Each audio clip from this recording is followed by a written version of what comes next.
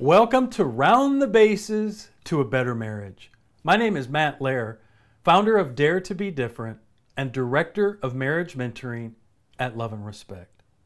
If I were to ask you this question, how would you answer? What's the number one reason couples get divorced? We could sit down and chat about it. We could probably come up with some really common answers that everyone might think or hear or read about. But I think I would answer with one word: communication. I believe that after marriage, all kinds of things can sort of get in the way of good communication. I think our ability to address issues when they're small, our ability to compromise and negotiate, to even see the threats when they're little, our ability to value the other person's opinion, all that stuff gets weakened as time goes on. And we become weak, we become distracted. And that's why we created Round the Bases. It's going to help you fortify your relationship. It's going to help you communicate in a way where you feel loved and respected, you feel valued. And so let's just go ahead and dive in. Years ago, my wife and I left our careers and we created a marriage mentoring technique.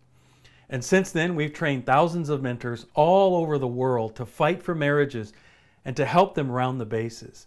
And we partner with Love and Respect Ministries. So Dr. Emerson and I have sort of joined forces, and I cherish the love and respect process and the content, and he really likes our marriage mentoring process. And so together we joined forces. I'll talk a little bit more about that as time goes on. What I want you to do right now is open up your study guide, and I want you to go to the first inning. And you're going to notice that rounding the bases and 9 innings kind of has the baseball theme, the baseball game theme. And so just follow along. And the first inning is titled Selecting the Right Equipment. And before we even get going, I think we need to put on the right equipment. I think we need to learn, what does it mean to round the bases? How does this work? What am I supposed to do? And I want you to know that throughout this 9 innings, it's going to be part me teaching, but it's going to be part you two turning to each other literally and focusing on your relationship, almost like a speed date. It's almost like a small date where you get to talk, you get to round the bases and address things and strengthen parts of your marriage and your family. Selecting the right equipment. So why don't you turn to page 7 and let's just dive right in to what it means to round the bases. As you see here, we have a baseball diamond. But before I even go there, I want to read the verse, the scripture that's right under it. It's Ephesians 5:33. This is the foundation of love and respect. And if you've read the book or if you know anything about love and respect, it's pretty powerful. It hones in on this truth that women are motivated when a husband becomes loving. And men are motivated when a wife becomes respectful. And in this verse it says, however, each one of us also must love his wife, it's talking to us husbands, as he loves himself. Not easy to do. And the wife must respect her husband. And Dr. Emerson has done an amazing job of unpacking this into a worldwide ministry. What we're going to do is we're going to not only teach you how to round the bases and communicate and negotiate, but we're going to hold you to this scripture. And we're going to hold you to this idea, guys, that you need to be super loving. And ladies, we're going to ask you to return respect. With that in mind, let's take a look at first base. First base, when you're rounding the bases in your home, is where you identify an issue. What's an issue? An issue can be an area in your relationship where you're struggling. Maybe you're wounded. Maybe you're hurting. But maybe you're not struggling. Maybe it's just a topic you've never addressed. Maybe there's a weakness or a threat to your marriage or your family that you've just never even seen before. And so don't think of it all as just negative. There are so many things that we can do and communicate on to strengthen our marriages. So first base, you're going to identify an issue. Now, in every inning, we're going to have what's sort of like a marriage assessment, a survey that's going to extract where the issues reside in your relationship. And so you're going to take the results of that survey and you're going to pick one thing at a time, one issue, one concern, and you're going to go around the bases. Second base is where you validate the details surrounding the issue. One of you gets to vent first and say, well, here's my concern, or here's the way I see it, or here's why I'm hurting. And so you're going to validate by answering those questions of where are you hurting, or why did you answer that way, or what's happening here? And then the other person gets to do the same. Well, this is my take on it. And so you validate. A couple points on second base. Number one, this is crucial. This is where we must be loving, we must be respectful. But the third thing, be brief. When you vent, less is more. Be brief. Share your version, share your pain. I want it. I want you to share it. Share your concern, but do it in a brief way. Less is more, and more is trouble. We don't want this to turn into stone throwing, accusational. We don't want it to be contemptuous. And so keep everything at bay that would be negative or hurtful. Be very careful not to do that. But once we identify an issue and then we validate it, now it's time to go to third base. What's third base? Take a look at it. It's time for you to create a solution to your issue. Notice I said you. You're going to do this. This is what you're going to learn how to do. And the way it works is we want whoever is the one who's hurting the most or the most concerned to initiate the solution. And so no matter what the topic is, no matter what the subject is, whoever's the one who's hurting the most, who's wounded, or who has the greatest concern, we're just going to start with you. And here's what we're going to ask you to do. We're going to ask you to articulate a solution. It's sort of like this. Regarding your issue, what's the one thing, be specific, that you would like your spouse to do different? Or what would you like them to do? You must be articulate. I'll tell you right now that this is not as easy as it might seem, because sometimes when we're wounded, we really struggle with sharing a solution. Sometimes we're addicted to the wound. I want to be a victim, or I want to be wounded, and I live here in this place, and that's not healthy. We need you to shut the door to the wound or shut the door to the pain. Share what you need so that we can move forward. What do you want them to do different? What would you like them to do? Be specific, be articulate. A couple more thoughts. And I'm going to start with the ladies. Your husbands will never hit a target that you don't give them. It's hard for us to hit a target that we don't even know what it is. And that's why third base is so important, ladies. Be specific, be articulate. Husbands, same thing. Your wife can never meet a target or meet a need or meet a want if you don't give it to her. And so when you get to third base, be specific. Give them that target. But notice this word between third base and home. It's called negotiate. That's hard.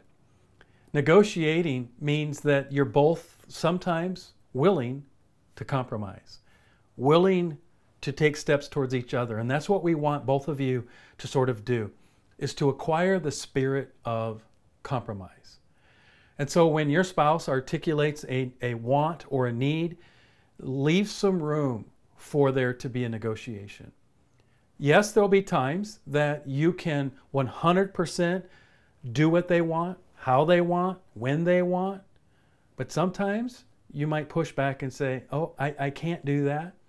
How about this? And we're going to help you learn more and more on how to do this. So let's recap. You identify, you validate, you're careful, you're brief, you're loving, you're respectful.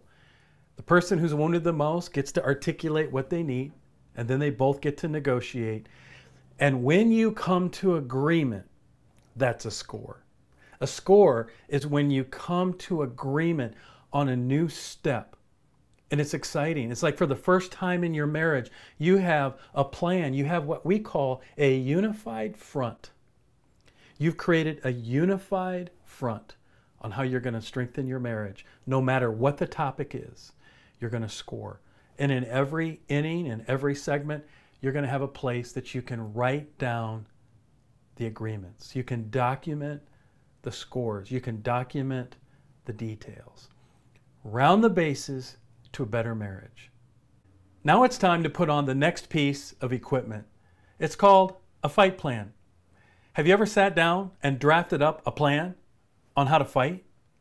I know I didn't. Rarely does anybody do this where it's proactive and preemptive to draft up a way to fight. And as long as we're going to be around other humans, there's going to be conflict. And I think a key to me and to all of us is to learn how to fight in a way that honors God. Learn how to resolve conflict in a way that doesn't hurt you or those around you. And that's what a fight plan is. It's based on 3 main scriptures. Let's take a look at them. The first one is 1 Peter 3, 1 and 2. And it says, wives, you can win your husbands over without words. Now, I actually think that it means words of contempt. You can win your husbands over without contempt, without accusation. Men might interpret that approach as disrespectful. You can win us over without disrespect. Sometimes I share in some of our trainings that when you try to help curve the behavior of your spouse, and you might come at them with 3 or 4 negatives in order to motivate them to do something positive, or maybe you come at them with 3 or 4 accusations, and even though the accusations could be accurate, they're hurtful. And often they demotivate. And in this passage it says, ladies, there's another way. There is another way to win your husband over than coming at him with words of contempt. I actually, if you're taking notes, would ask you to write this down. It's one of the most effective ways that my wife has learned how to motivate me and sometimes confront me. Here it is. Honey, it would mean a lot to me if you would, and then fill in the blank. Matt, it would mean a lot to me if you would do this. Matt, it would mean a lot to me if you would stop doing that. Those words are not contemptuous. They're not negative. They're not daggers. They're respectful. And husbands, you can go to your wife and instead of using words that are unloving, you could say, sure would mean a lot to me if you would, and fill in the blank. The idea here is that we can win each other over without words of contempt. And actually, that's far more motivating and inspiring. And I can almost assure you that whether it's with your spouse or your children, when you come at people with 3 or 4 accusatory words that are negative and contemptuous, it spawns rebellion. That's not going to win a fight. That's not going to help you fight. The second verse is really directed towards husbands. And it says, husbands, we are to be considerate in 1 Peter 3:7, or our prayers could be hindered. It says, be considerate with your wives, or your prayers could be hindered. What? That's huge. It's like, be considerate of what, God?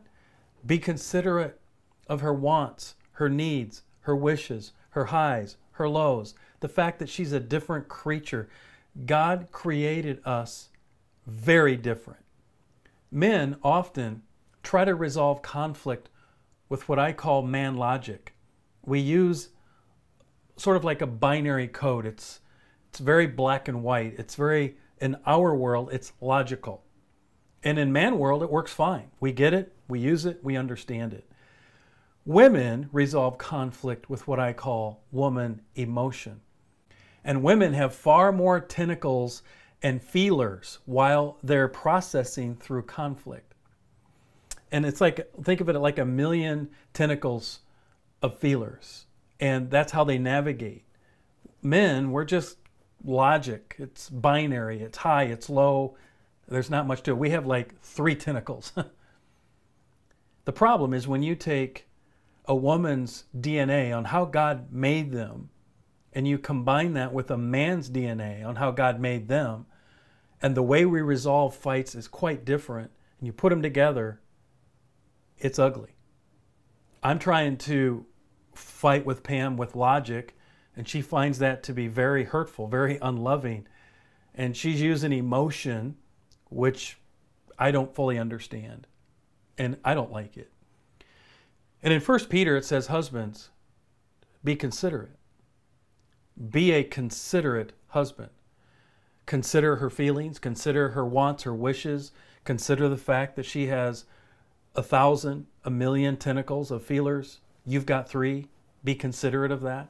I remember one time helping a couple, and the husband was frustrated in one of the sessions, and he's like, I just don't understand her. I don't understand my wife's behavior. I don't understand her thoughts. I don't understand. And he was on and on. He goes, help me understand her. And I looked at him and I said, I want you to stop trying to understand your wife. And I want you to start being understanding. And there's a difference. Be an understanding husband, meaning be considerate. Don't try to figure her out. Don't try to psychoanalyze. You don't have to get on the same roller coaster ride that she's always on. Matter of fact, I had a wife say to me one time, thank you, Matt. She's like, there are times I don't even understand my own feelings. And if that's true, then how in the world can her husband understand her? The key is to be understanding. It's like Pam, my wife, no matter what's going on in her day and her mood and her time and her frustrations and her feelers are working, I need to be understanding. That's how I want to fight. I want to value her DNA. And that's why this passage is here. I often find it extremely profound that God hones in on these very articulate statements in Scripture for wives and for husbands, and He puts them in there because we are not naturally wired to do what He's commanding us to do. Men, I don't know that we're naturally considerate. And women, I don't know that they're naturally trying to win their husbands over without words.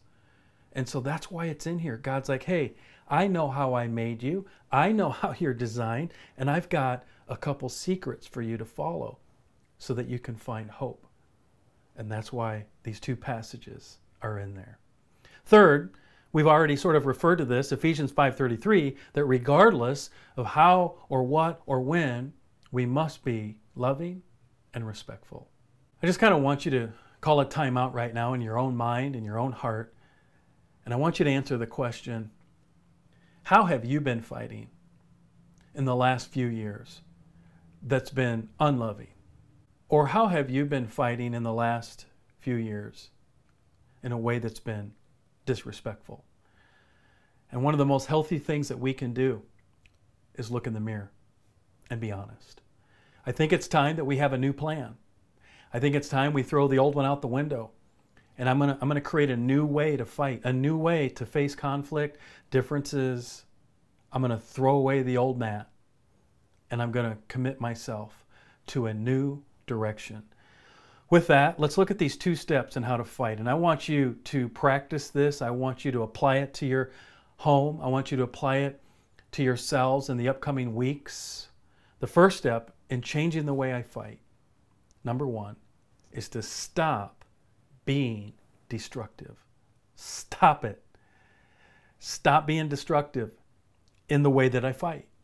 So what I want you to do right now is I want you to take your pen and I want you to check any one of these boxes that describes you in the last big fight you had. What are you guilty of? Did you swear? Did you yell? Did you call names? Did you slam doors, throw items, push, hit, point, stonewall, shut down, go cold, pull away?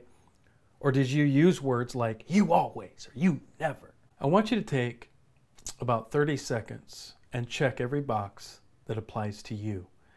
And if there's anything here that you're doing that's not written down or that's not addressed, just write it down. Take 30 seconds, be honest, and check the boxes that apply to you.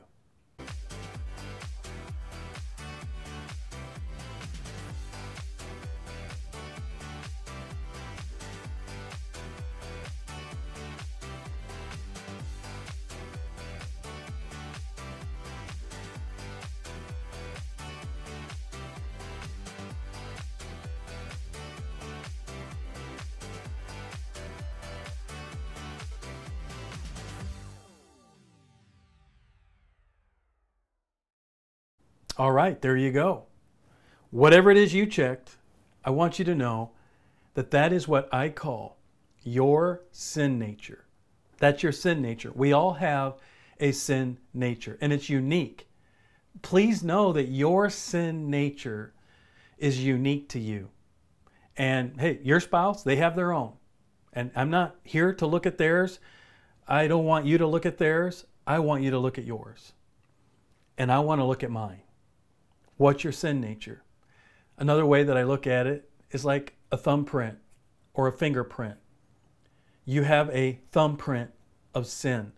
When you're hurt, when you're wounded, when you're angry, when you're upset, you have a very specific way of responding in the flesh. What's your thumbprint look like? Have you ever looked in the mirror? Have you ever been honest with yourself?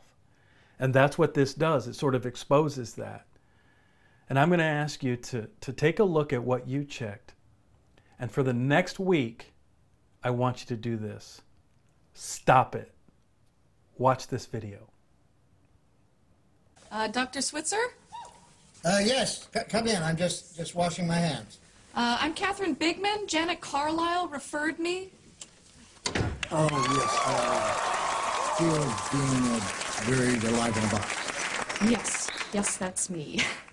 Should I lay down? Oh, no, we don't do that anymore. Just have a seat. And let me tell you a bit about our billing. I charge $5 for the first 5 minutes, and then absolutely nothing after that. How does that sound? That sounds great. Too good to be true, as a matter of fact. Well, I can almost guarantee you that our session won't last the full 5 minutes. Now, we don't do any insurance billing, so you would either have to pay in cash or by check. Wow, okay.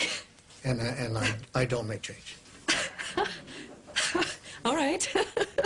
And go. Go. Well, tell What? me about the problem that you wish to address. Oh, okay. Well, I have this fear of being buried alive in a box. I start thinking about being buried alive, and I begin to panic. Has anyone ever tried to bury you alive in a box?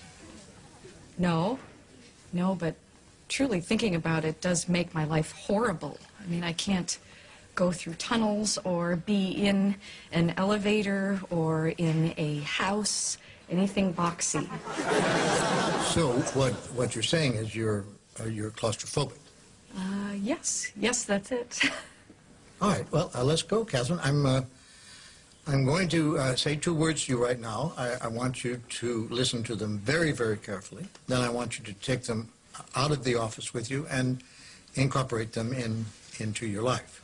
Well, shall I write them down? Well, if it makes you comfortable, it's just 2 words. We find most people can remember them. Okay. You ready? Yes. Okay, here they are. Stop it!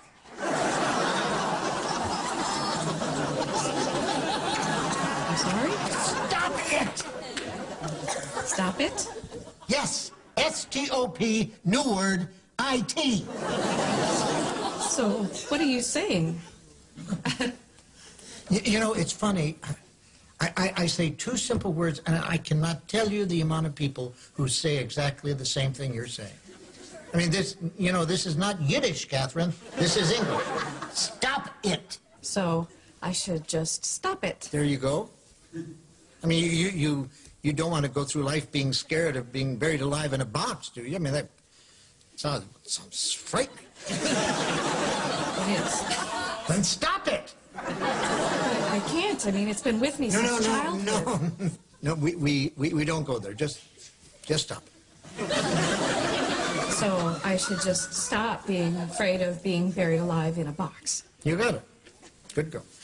Well, it's only been 3 minutes, so that will be $3. Actually, I only have a 5, so Well, I don't make change. then I guess I'll take the full 5 minutes. Fine. All right. Well, what other problems would you like to address?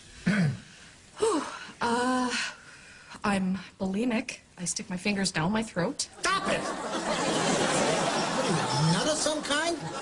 Don't do that. But I'm compelled to. My mom used to call me fatty. No, we don't go there. But I've been having this dream. No, we don't go there either. But my horoscope did say... We definitely don't go there. Just stop it. What else? Well, I have self-destructive relationships with men. Stop it! You want to be with a man, don't you? Yes. Well, then stop it. Don't be such a big baby. I wash my hands a lot. That's all right. It is? I wash my hands all the time. There's a lot of germs out there. Yeah, don't worry about that one. I'm afraid to drive. Well, stop it! How are you going to get around? Get in the car and drive, you kook. Stop it! You stop it! You stop it! What's the problem, Kathy? I don't like this. I don't like this therapy at all. You're just telling me to stop it. And you don't like that? No, I don't. So you think we're moving too fast? Is that it? Yes. Yes, I do. All right, then let me give you 10 words that I think will clear everything up for you. You want to get a pad and a pencil for this one? All right.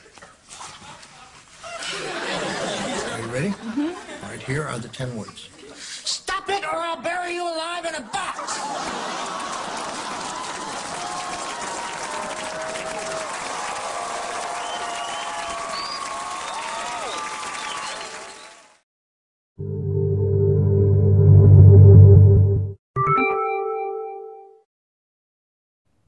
Stop it. They just don't make comedy like that anymore. Stop it. Just stop it. The reason why I ask you to stop it for 1 week is kind of like a Band-Aid. For 1 week, can you not do the things that you checked? And also, there's another little one I'd like you to write down is just don't ever use the D word. Don't ever use the divorce word. I think sometimes couples beat each other up with just that word. Just stop it.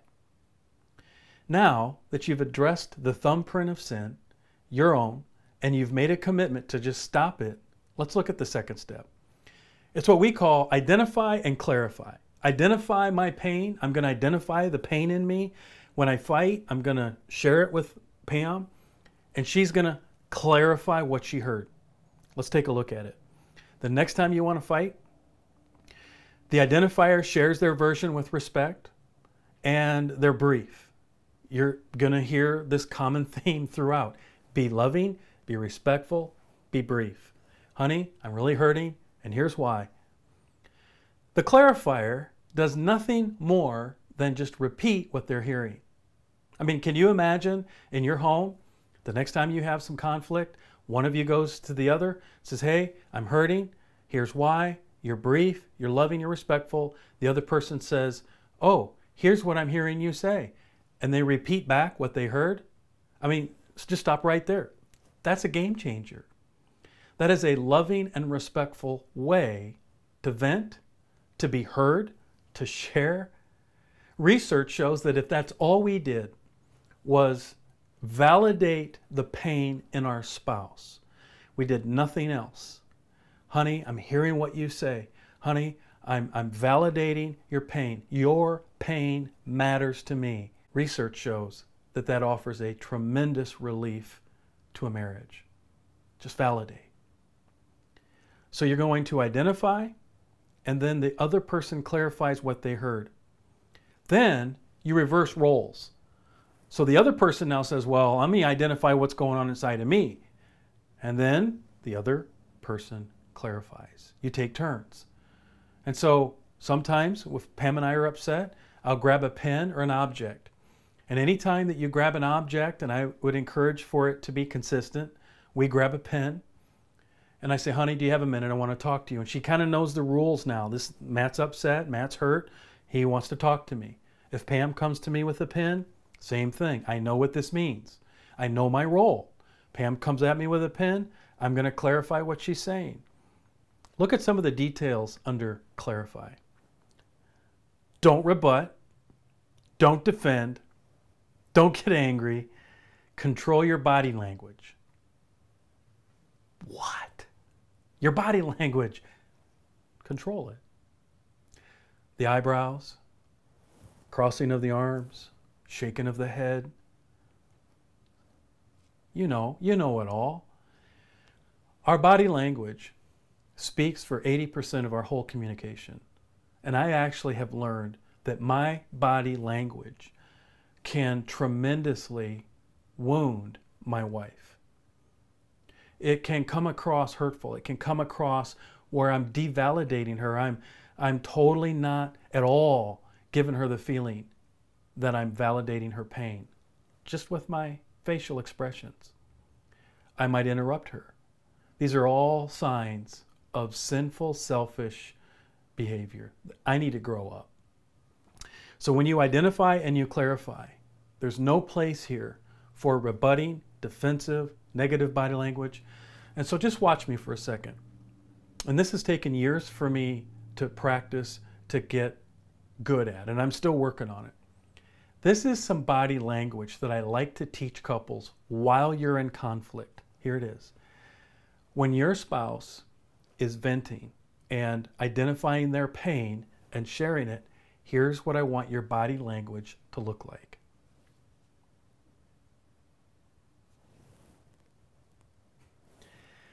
Now, I'm not doing this to be funny, and I don't want to be fake either. Authentically, I want my wife to see that I'm listening. And this means I'm listening. It doesn't mean that I agree. It doesn't mean that I don't have my shot or I'm not going to have my chance to share. It just says, Pam, I'm listening. And I want you to practice that. I want you to maybe look in the mirror at times when you're upset. I want you to be conscious of your body language. So the identifier, be brief, be loving, be respectful, don't be contemptuous. The clarifier repeats what they hear.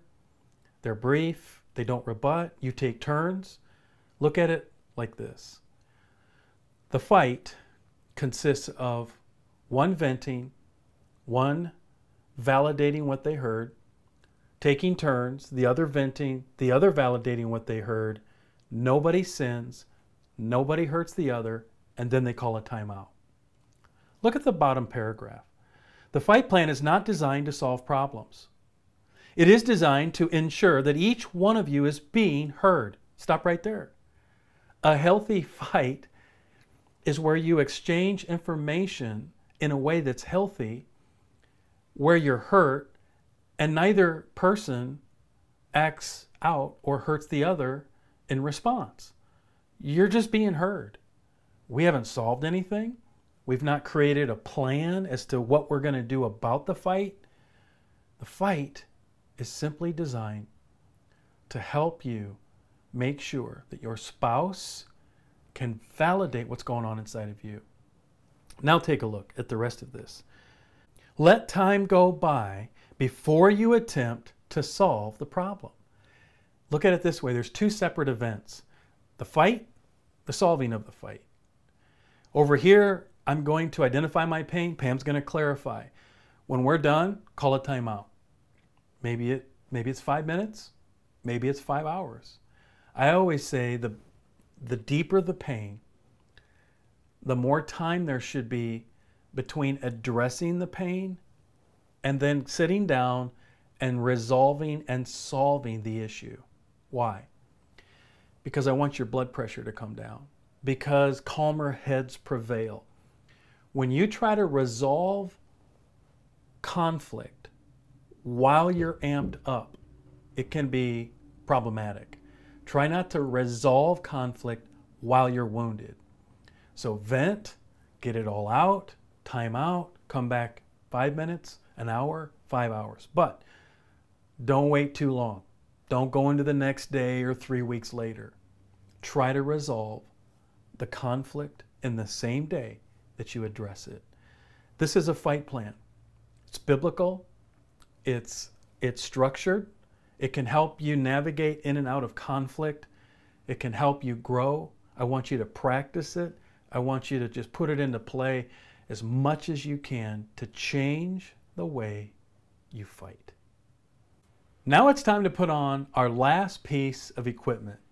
It's called the negotiation tool. Let me ask you this. On a scale of 1 to 10, how would you rate yourself at being a negotiator in your marriage? 10 is great, 1 is poor. What would you write down? Matter of fact, why don't you do it? Why don't we just do this little exercise? Somewhere on your note-taking guide in your workbook, I just want you to write down your name. And don't let your spouse see this. Kind of hide it a little bit. Just write down your name. And next to your name, rate yourself on how good of a negotiator do you think you are in your marriage. 10 is great, 1 is poor. Just take a couple seconds, write down your name and a number. Below that, I want you to write down your spouse's name. And I want you to rate them. 10 is great, 1 is poor. How do you see them? And before you do anything else, let me just share a couple thoughts with you. Somebody asked me one time, Matt, how do I know if I'm a good husband? How do I know if I'm a great wife? How do I know if I'm a good leader at work, or a good pastor, or a good deacon, or a good elder, a good parent, a good neighbor?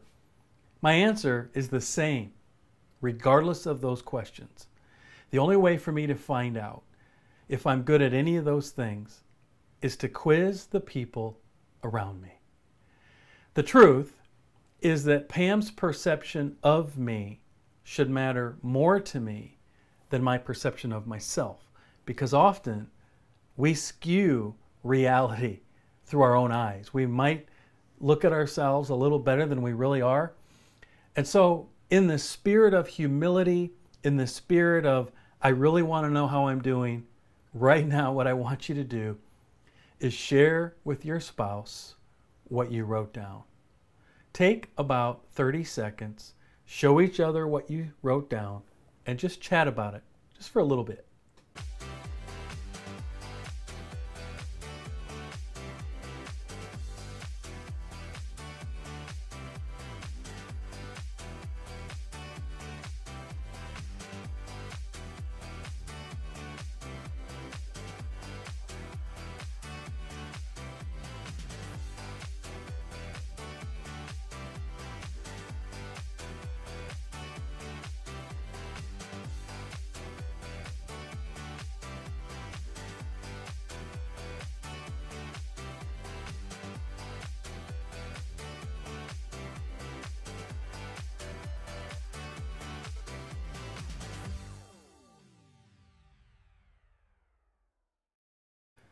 Okay, here we go. Diving into becoming a better negotiator. We got 2 verses to look at here. The first one is 1 Peter 3:7, which we've already talked about. Husbands, if you want to be a good negotiator, we've got to be considerate. And we're going to stay with that theme. However, I've got a different one for wives. It says in 1 Peter 3:1-5, it says, wives, acquire a gentle, quiet spirit. Acquire a gentle, quiet spirit. I just want you to know, ladies, that a gentle, quiet spirit, if you're taking notes, write this down next to that scripture, it moves mountains. It might feel like it's the opposite. Like, man, if I'm gentle and I'm quiet, there's no way your husband's going to respond. And he needs pushed and he needs challenged. And I really need to get in his grill or he doesn't do anything. Well, this scripture is saying the opposite is actually true. When you get a gentle, quiet spirit, it does something to your husband. Let me explain how it works in our marriage. I married a woman who is beautiful. She's smart. She studies a lot. She really cares about being a godly wife. And coupled with that, she's strong. I married a very strong woman. And that attracted me. But because she is strong-willed, and so am I, we have the potential for this. And I have an opinion, she has an opinion. If we're not careful, we're going to butt heads. And over the years, as we've both tried to mature and learn how to compromise and negotiate, Pam has become very, very good at coming at me with a gentle, quiet spirit. And it does something to me. It turns on a switch. I call it the want to switch. We all have one. Husbands have a want to. Wives have a want to switch. And when Pam comes at me with a gentle, quiet spirit, and she says, honey, it sure would mean a lot to me if you would, whoa, stop right there. That flips my switch on. Right there.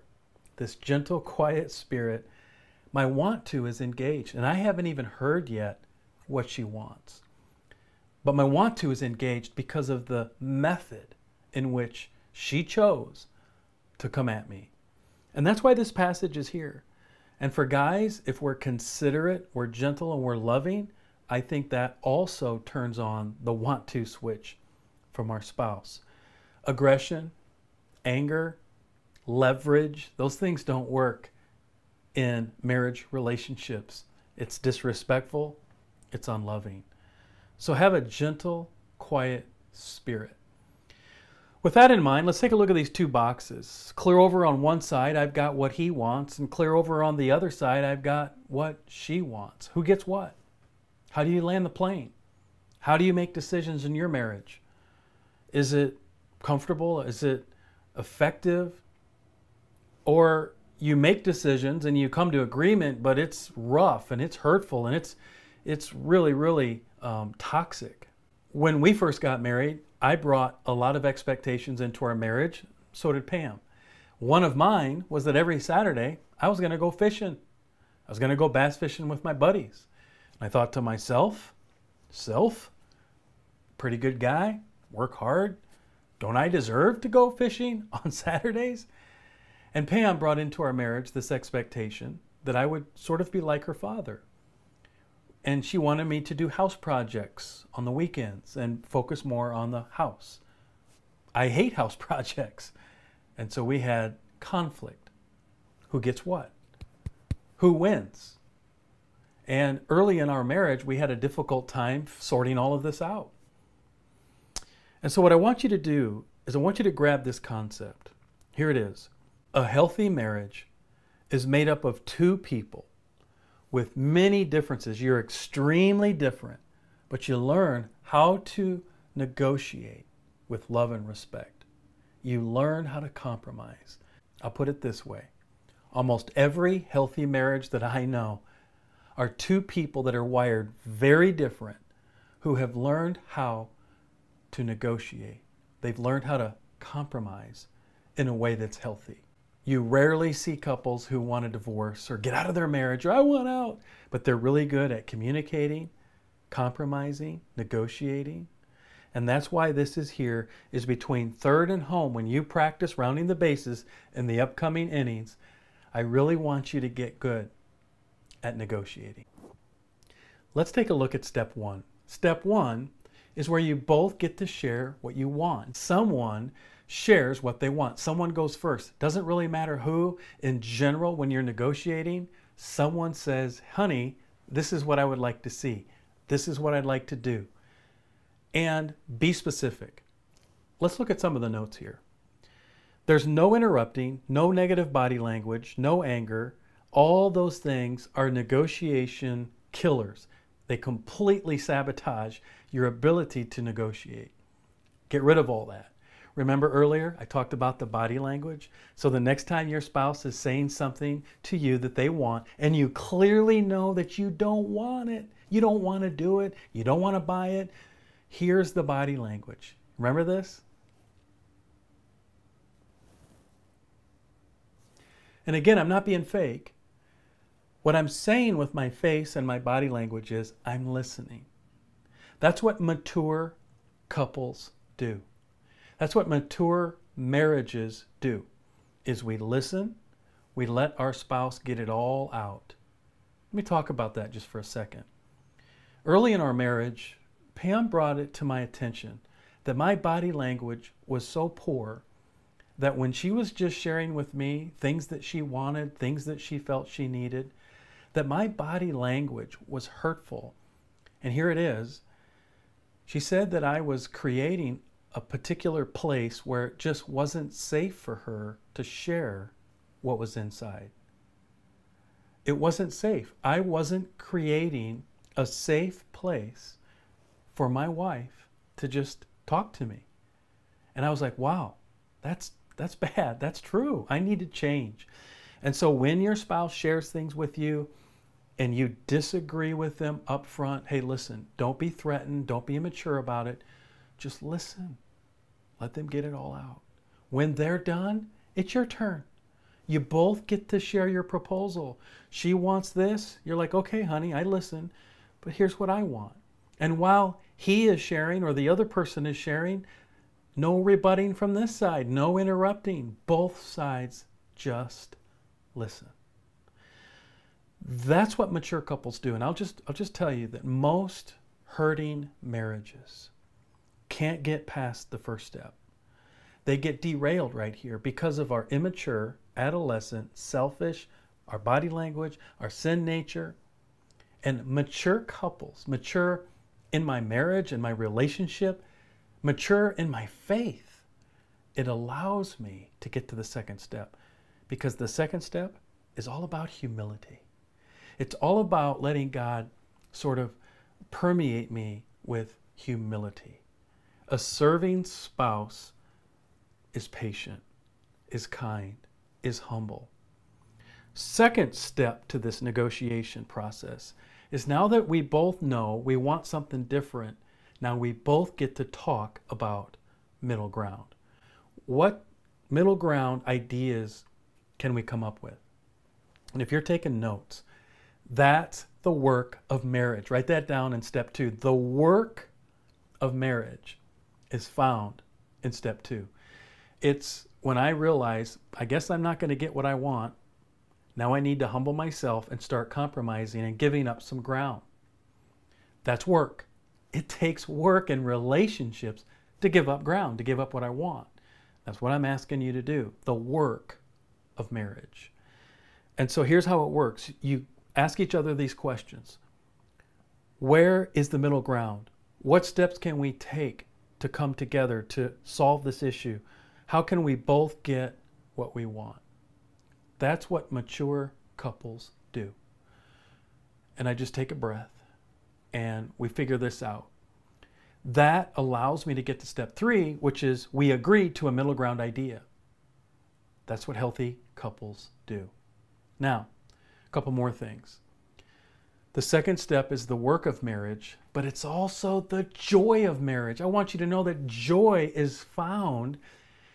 Deep, true marriage joy is found when two people who are wired completely different find a way to communicate, negotiate, compromise, and come together on topics, on subjects, on decisions. That is like poetry. It is like music, sweet music. And all of a sudden, I get out of my world and Pam gets out of her world, and we meet in the middle. And we find ourselves doing things with each other, for each other. We find ourselves doing things that we never would have considered before meeting the other person. And that's where the joy is. For example, in negotiations, Pam talked me into going antiquing. I didn't even know what it was. Antiquing. It's a verb.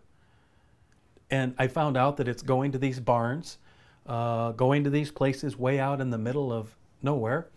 You walk into a barn, and a lot of the barns are pretty beat up, and it's a whole bunch of stuff.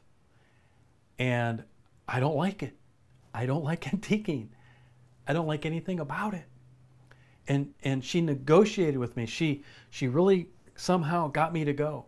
And I'll never forget one of the first times we walked into these places. I walked in and this guy was picking popcorn out of his teeth. But here's the deal. His teeth were in his hand. They were like false teeth, and he's picking popcorn out of them, puts them back in. And I elbowed her, and I'm like, what did you bring me to? But that's the joy of marriage. And now I like going, and I take her. And it's not because I grew to like antiquing. I don't like antiquing, but I like her. I like to see the joy in my wife when I go do something that I know she likes. I got off of my square. I got off of my selfish want, and I met her in the middle, and I found joy. And we've reversed that. I've taken her deer hunting with me. I've negotiated, honey, come with me, come deer hunting. And I got her a pair of antlers and a grunt, and I got her some camo, and I put her about 50 yards out from my deer stand, and I said, honey, would you grunt and rattle for me every 20 minutes? And she did. And I know what you ladies are thinking, that she is so lucky. That's right, she is. And she grunted and she rattled for the big buck to come in, and I'm watching her. And now we laugh about it, but that's the joy of marriage. And our ability to compromise and negotiate shows up in so many areas of our marriage. That's what healthy marriages look like. What does your marriage look like in this area? How are you doing? Let's take a look at the dots at the bottom of the diagram. The dots represent how far away that you navigate from your selfish original want or proposal. And I think it's good to pay attention to the dots. Sometimes I'm going to give in a lot more than others. Sometimes I'm going to give up a lot more ground. For example, regarding the fishing topic, if I were to say, honey, I'm going to give up fishing 5-6 weeks in a row, and I'm going to spend all that time working on the house, on your stuff, and then I'm going to go fishing maybe once every couple months. Well, that would have been like me getting off of my box and my proposal, which I wanted to go fishing every Saturday, and I would have taken 4 or 5 steps towards her, and she would have taken one little tiny step towards me. And that's okay. Or if I could reverse that, say I'm going to give up 1 day out of 6 or 7 weeks, and I'm going to work on the house, but every other week I'm going to go fishing. I'm going to go fishing 6 Saturdays in a row, and on the 7th, yeah, I'll work on the house. And if she agreed to that proposal, then that would have been like me taking one little tiny step towards her and her taking 5 steps towards me. And that's okay. But here's what's not okay. It's when all the dots are piled up on one side. It always comes over to my way. I'm dictating, I strong arm her, I don't value her voice, and she just becomes passive. That's dangerous. Or all the dots are over on her side, because if she doesn't get what she wants, she gets angry. And I see this a lot in husbands, and they just take their hands off the wheel because they don't like conflict. And then all the dots are over there, and hey, you decide, you decide, you decide, you decide. And then his voice is not valued, and he no longer becomes a contributor. And that's dangerous. And I think the dots should be all spread out. As a matter of fact, there's times that I think I not only get off of my square, I 100% stand on Pam's and do it her way. And there's times that she gets off of her square and 100% stands on mine and does it my way, and everything in between. And there are a few times where you don't negotiate. if it's sinful, if it's unbiblical, if it's unsafe, don't give in, whether it's the husband or the wife. And then what I would say is take your issue to your church, to a marriage mentor, to an elder, to a pastor, and get help with that. Get help with those unbiblical things that you think have a moral negative impact on your family. But everything else, there should be compromise. This is how Pam and I resolved our fishing and our housework. Every Saturday, I could go fishing, hunting, golfing, but I promised to be home by 1 o'clock. And from 1 to 5, I would work on the house projects. And every Saturday, we both were happy, but for different reasons. And that's sort of what I want for you. Learn how to compromise. And by the way, just because you come up with a plan and you try it out, it may not work. So you renegotiate, start over. Because life is like a moving target, and we have to adapt. Like household duties. I've agreed to a certain list of household duties, but as Pam has worked more hours and less hours, we've made modifications. Life changes, and we need to communicate, we need to negotiate, we need to compromise. That's what rounding the bases is all about. In the next inning, we're going to talk about communication, and I'm going to give you a little devotion, and then you're going to fill out this survey. It's going to extract some areas of concern, and then you're going to round the bases with every one of those areas, and you're going to strengthen your marriage. You're going to come up with a new plan, a new direction, and it's going to draw you closer to each other. It's going to draw you closer to the Lord. And so that's our next inning. I look forward to seeing you there.